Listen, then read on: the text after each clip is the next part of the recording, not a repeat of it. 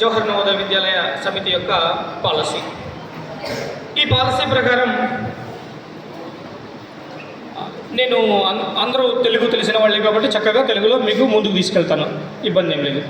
ఈ పాలసీ ప్రకారం మొదట్లో ఐ థింక్ 4 years అలా ఉండేది.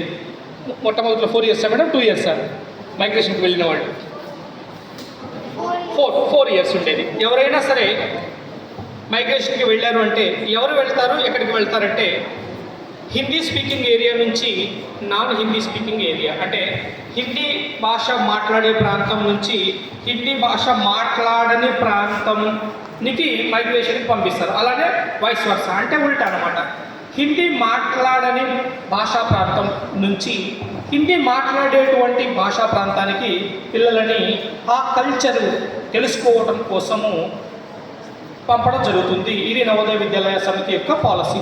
దాని తర్వాత కాలక్రమంలో ఈ పాలసీలో కొన్ని మార్పులు చేయడం అంటూ జరిగింది. ఆ మార్పుల ప్రకారం ఆ 4 సంవత్సరాలది కాస్త కేవలం 2 సంవత్సరాలకి కుదించడం జరిగింది. కాలక్రమంలో ఆ 2 సంవత్సరాలను కూడా కుదించి ఇప్పుడు ప్రస్తుతం కేవలం ఒకే ఒక్క సంవత్సరం పిల్లలని మైగ్రేషన్ నిమిత్తం ఒక స్కూల్ నుంచి వేరొక స్కూల్కి పంపడం జరుగుతుంది. ఏ క్లాసులో పంపిస్తారు, ఎంతమందిని పంపిస్తారు అనే విషయం పైన స్పష్టత ఆల్రెడీ మన పిల్లలందరికీ ఉంది. తల్లిదండ్రుల కోసం ఇక్కడ విద్యార్థులు 9వ తరగతి చదువుకోవడం కోసం వారిని 1 సంవత్సరం కాలంకి మైగ్రేషన్ నిమిత్తం లింక్ అయి ఉన్నటువంటి స్కూల్కి పంపడం జరుగుతుంది. ఆ లిస్టుని ఆ విద్యార్థులు 8వ తరగతి చదువుతున్న సంవత్సరంలో ఒక ప్రక్రియ ద్వారా ఎంపిక చేయడం జరుగుతుంది. ఆ విద్యార్థులందరూ 1 సంవత్సర కాలం పాటు లింక్ అయినటువంటి జేఎన్ఈకి వెళ్ళి వాళ్ళ 9వ తరగతిని పూర్తి చేసుకుని మరలా తిరిగి 10వ తరగతిలో వాళ్ళ పేరెంట్ నవోదయ విద్యాలయానికి వెళ్ళి వాళ్ళ స్టడీస్ని కంటిన్యూ చేయటం జరుగుతుంది. అయితే ఎంతమందిని పంపాలి అనే దానికి రూల్ పొజిషన్ ఎలా ఉంది అంటే 8వ తరగతిలో ఉన్న స్ట్రెంత్ మొత్తంలో 30% మంది విద్యార్థులను మైగ్రేషన్ నిమిత్తం లింక్ అయినటువంటి పాఠశాలకు పంపడం జరుగుతుంది. ఇక్కడ నేను ఎగ్జాంపుల్తో సహా మీకు వివరించబోతున్నాను. ఇది ప్రతి ఒక్కరి అవగాహన నిమిత్తం ఇక్కడ నేను ఎక్స్ప్లెయిన్ చేయబోతున్నాను. పర్టికులర్గా తల్లిదండ్రులు మరియు విద్యార్థుల అవగాహన నిమిత్తం కూడా నేను ఇది ఎక్స్ప్లెయిన్ చేయదలుచుకున్నాను. చూసినట్లయితే ఇక్కడ ఆ చివరి బెంచ్లలో మొత్తము 25 మంది విద్యార్థులు ఉంటారు. వారు జనరల్ మరియు ఓబీసీ కేటగిరీ. అవునా పిల్లలు? వాళ్ళే చెప్పాలి. మన పాఠశాలలో ప్రస్తుత విద్యా సంవత్సరంలో 8వ తరగతి చదివే మొత్తం విద్యార్థుల సంఖ్య 80 మంది పాఠశాలలో చదువుతున్నారు. ఆ 80 మందిలో కేటగిరీలు ఇలా ఉన్నాయి. 25 మంది జనరల్ మరియు ఓబీసీ బాయ్స్. ఆ చివరి వాళ్ళే సార్. మీరు కేటగిరీ చెప్పి చేస్తారా? అవునా? దాని తర్వాత 13 మంది ఎస్సీ బాయ్స్. టెస్ట్ రైజ్ వాళ్ళు కూడా చూస్తారు. 13 మంది. తర్వాత 8 మంది ఎస్టీ బాయ్స్. సో మన పాఠశాలలో మొత్తం కూడా 46 మంది బాయ్స్ ఉన్నారు. అవునా? 8వ తరగతి చదివే వాళ్ళు 46 మంది బాయ్స్. Yes are no? ఈ 46 మందిలో కేవలం ఒకే ఒక్క విద్యార్థి మెడికల్ కేటగిరీలో పిహెచ్ కాబట్టి ఎగ్జంప్షన్లో ఉన్నాడు. ఎవరంటే బి అఖిలేష్ 69% డిజబిలిటీ తోటి వారు 6th క్లాస్ జేఎన్ఎస్టీ లిస్టులోనే కేటగిరీలో సెలెక్ట్ అయ్యారు కాబట్టి ఆయనకి రీజనల్ ఆఫీస్ ద్వారా డైరెక్ట్గా పాలసీ ప్రకారం ఎగ్జంప్షన్ ఉంటుంది. సో పిల్లలు ఇప్పుడు చెప్పండి, టోటల్ 46 బాయ్స్లో నుంచి ఒక ఎగ్జంప్షన్ పోతే మనకి మైగ్రేషన్ నిమిత్తం లాటరీ వేయడానికి కానీ సెలక్షన్ చేయడానికి కానీ ఎంతమంది బాయ్స్ లభ్యతలో ఉన్నారు? 45 మెంబర్స్ అవైలబుల్ ఉన్నారు. ఈ 45లో 30%, 30% అంటే మీకు డెసిమల్లో వస్తుంది 13.5 అని వస్తుంది. దాన్ని కొన్ని క్యాలిక్యులేషన్స్ ప్రకారం మీకు ఫేవర్గా అయ్యేటట్టు యాక్చువల్గా 14 తీసుకోవాలి, ఒకరిని తగ్గించి తీసుకుంటున్నాం. కేవలం 13 మంది విద్యార్థులని సెలెక్ట్ చేయబోతున్నాం. ఇది క్లియరా? చూసుకోండి మీరు లెక్క. 45 × 3 45 × 0.3 మీకు 13.5 వస్తుంది. So we are going to select 13 boys from total strength of 45 students. I am repeating, total strength of 45 I am telling, one is exempted. So 13 members ఫైనల్గా ఈరోజు మనం సెలెక్ట్ చేయబోతున్నాం. ఈ 13 మెంబర్స్ని ఎలా సెలెక్ట్ చేస్తాము అంటే అది కూడా కేటగిరీ వైజ్. ఆ కేటగిరీ కూడా నేను ఎక్స్ప్లెయిన్ చేస్తాను. చేసిన తర్వాత గర్ల్స్ వైపుకి వస్తాం. సో బాయ్స్లో ముందుగా చెప్పుకున్నట్టు 25 మెంబర్స్ ఆ చివరి కూర్చున్న వాళ్ళు జనరల్ మరియు ఓబీసీలో ఉన్నారు. అవునా? Very good. ఆ 25లో ఆ బాయ్ ఎవరైతే ఉన్నారో ఆయన ఎగ్జామ్టెడ్ కాబట్టి మిగిలిపోయిన వాళ్ళు ఎంతమంది చెప్పండి? మాట్లాడాలి, చెప్పండి. 24లో 30%.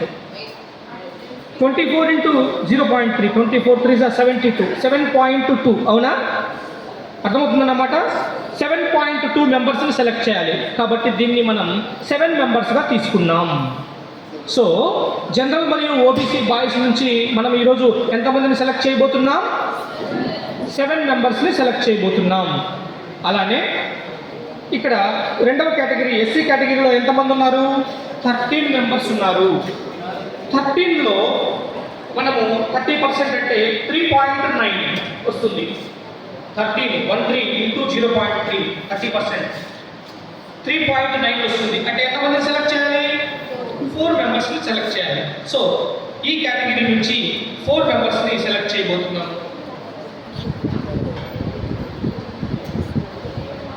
సో ఓకే, ఫస్ట్ దాని తర్వాత పేరెంట్స్ కొంచెం దయచేసి గమనించండి, వినండి.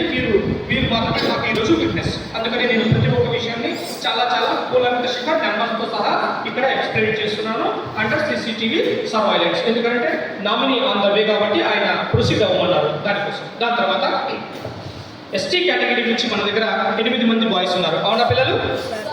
8 మంది బాయ్స్ నుంచి మనము 30% అంటే 8 × 0.3, 8 3 24, 2.4% తీసుకోవాలి. 2.4 మెంబర్స్ తీసుకోవాలి. సో మనకి బెనిఫిట్ ఏంటంటే ఏం చేసామంటే 2 మెంబర్స్ని మాత్రమే సెలెక్ట్ చేసుకున్నాం. సో అక్కడ బాయ్స్లో 7 members plus 4 members plus 2 members, 7 + 4 11, 11 + 2 13. లెక్క సరిపోయిందా? మొదట్లో చెప్పిన లెక్క సరిపోయిందా? 13 బాయ్స్ని ఆయా కేటగిరీల నుండి మనం సెలెక్ట్ చేసుకోబోతున్నాం. అలానే గర్ల్స్ వైపు నుంచి ఎక్స్ప్లెయిన్ చేస్తాను, ప్రొసీజర్ స్టార్ట్ చేస్తాను. గర్ల్స్ వచ్చేసమ్మా మనకి మొత్తము ఇక్కడ జనరల్ ఓబీసీ కేటగిరీలో 27 మంది ఉన్నారు. ఎస్. దాని తర్వాత ఒక కేటగిరీలో 4 ఉన్నారు. ఎస్సీ కేటగిరీలో 4, ఎస్టీ కేటగిరీలో 3 ఉన్నారు. అవునా? మొత్తం వచ్చేసి 27 + 4 + 3 34 వస్తుంది. టోటల్ 34 గర్ల్స్ ఉన్నారు ఇక్కడ. అవునా? 34 గర్ల్స్లో మనము ఒక ఇద్దరిని వాళ్ళు JUST సెలక్షన్లోనే వాళ్ళు PH కేటగిరీలో వచ్చిన వాళ్ళని మనము ఎగ్జామ్షన్ లిస్ట్లో పెట్టాము. మీకు ఆ పేరు తెలుసు.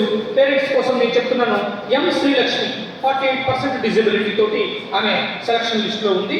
ఆ తర్వాత S శ్రీలక్ష్మి 60% డిజబిలిటీ తోటి వీళ్ళిద్దరు పిల్లలు ఉన్నారు కాబట్టి నవోదయ విద్యాలయ సమితి నియమ నిబంధనల ప్రకారం వారిద్దరిని ఎగ్జామ్స్ చేయడం జరుగుతుంది. సో 34లో ఇద్దరిని ఎగ్జామ్ చేసిన తర్వాత మనకున్నది 32 మెంబర్స్. అవునా పిల్లలు? మీరే చెప్పాలి నాకు లెక్క. 32 మెంబర్స్ నుంచి ఇంటూ 0.3 13% అంటే 32 మెంబర్స్లో 0.3 9.6 వస్తుందమ్మా. సో 10 గర్ల్స్ని మనము ఎంపిక చేసి పంపవలసి ఉంటుంది. అర్థమవుతుందా? బాయ్స్ ఎంతమందిని సెలెక్ట్ చేసాము? 13. గర్ల్స్ని ఎంతమందిని సెలెక్ట్ చేయబోతున్నాము? 10. ఈ 10లో కూడా నేను కేటగిరీ వైజ్ మీకు ఒకసారి ఎక్స్ప్లెయిన్ చేస్తాను. సో ఇక్కడ గర్ల్స్లో జనరల్ ఓబీసీలో 27 మెంబర్స్ ఉన్నారు. అవునా తల్లి? 27లో 2 ఎగ్జామ్షన్ పోతే 25 ఉంటారు, అవునా? 25 ఇంటూ 0.3 30%. 25 3 75 7.5. 7.5 అంటే ఎంత తీసుకోవాలి నేను? మీ అందరికీ తెలుసు, మంచిగా తెలుసు. 8 మెంబర్స్ని నేను సెలెక్ట్ చేయాలి, అవునా?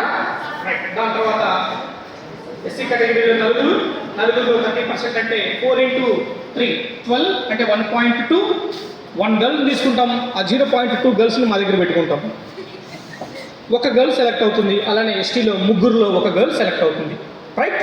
సో సెలెక్ట్ అవ్వబోతున్నటువంటి బాయ్స్ యొక్క వివరాలు, గర్ల్స్ యొక్క వివరాలు నేను ఇక్కడ స్పష్టంగా చెప్పాను. Process with principal sir permission I will start with girls.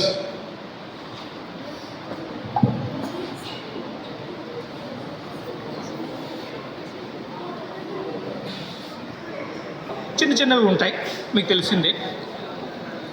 Selection ప్రొసీజర్లో మొట్టమొదట గర్ల్స్ తోటి స్టార్ట్ చేస్తాము.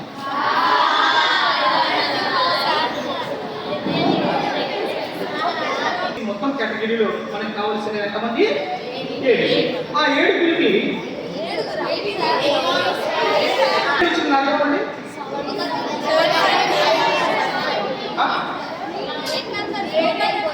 నేను మీకు క్యాలిక్యులేషన్ మొత్తం చెప్పాను కదా. 25లో నుంచి ఒక పాప వెళ్ళిపోతే 24 ఉంటారు. 24లో నుంచి 30% ఎంత వేస్తారు?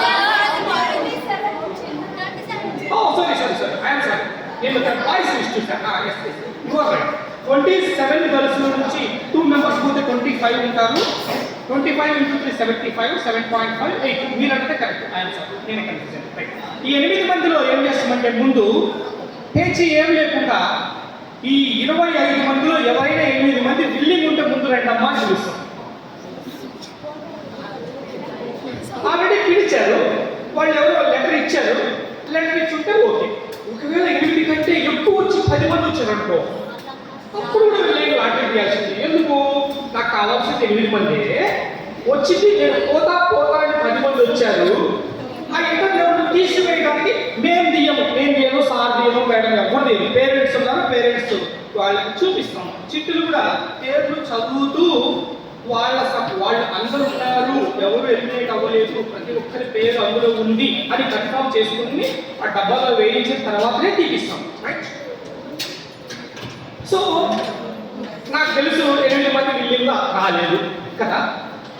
ఇప్పుడు ఏం చేయాలి? సపోజ్ 3 విల్లింగ్ ఇచ్చారు అనుకుంటాం. 5 కోసం చిట్టి తీయాలి. ఒక డబ్బాలో ఇక్కడ అవైలబుల్ ఉన్నటువంటి 25 మంది అమ్మాయిల పేర్లు ఒక డబ్బాలో రౌండ్ చుట్టి అందులో పడేస్తాం. బాగా మీ పేరెంట్స్ ఇట్లా తిప్పుతారు మిమ్మల్ని. తిప్పి ఫస్ట్ పేరు తీస్తారు. ఫస్ట్ పేరు తీసి చదువుతారు. ఏదో చదువుతారు. ఎవరంటే కనపడతారు, ఖమ్మంపాటి దిగారు. టీసీ తీసుకుని పాఠశాల విడిచి వెళ్ళాల్సి వస్తుంది. సో ఆ సందర్భంలో ఏమంటే ఒక 2 3 ఒకవేళ టీసీ తీసుకుని వెళ్ళిపోయే సందర్భం ఉండొచ్చు. కాబట్టి మేమేమనుకుంటున్నామంటే అదే కేటగిరీ నుంచి రిజర్వ్ 1, రిజర్వ్ 2, రిజర్వ్ 3 చిట్టీలు కూడా తీస్తాం బయటికి. మీరు సార్ అన్నా, నో అన్నా, చికెన్ అన్నా, మటన్ అన్నా అంతే. నేను ప్రొసీజర్ మీకు ఎక్స్ప్లెయిన్ చేస్తున్నా, మీకు తెలుసు, పేరెంట్స్కి ఎక్స్ప్లెయిన్ చేస్తున్నా, ఓకే? సో నాకు కావలసిన వాళ్ళకంటే ప్రతి కేటగిరీ నుంచి రిజర్వ్లో పెట్టుకోవడానికి 1 2 3 మెంబర్స్ని తీస్తాను. నా మాట మీకు అర్థమైంది తల్లి? ఇక మొదలెడదామా? అందరూ వచ్చేసి ఇటువైపు స్టేజ్ పైన కూర్చోగలరు.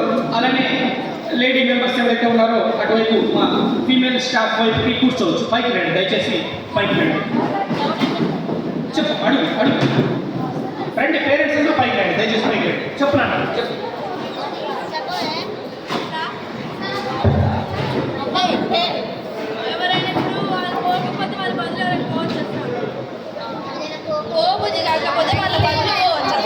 సెలెక్ట్ అయ్యి ఉండి వాళ్ళు వెళ్ళకపోతే వాళ్ళకి బదులుగా వేరే వాళ్ళు వెళ్ళొచ్చిన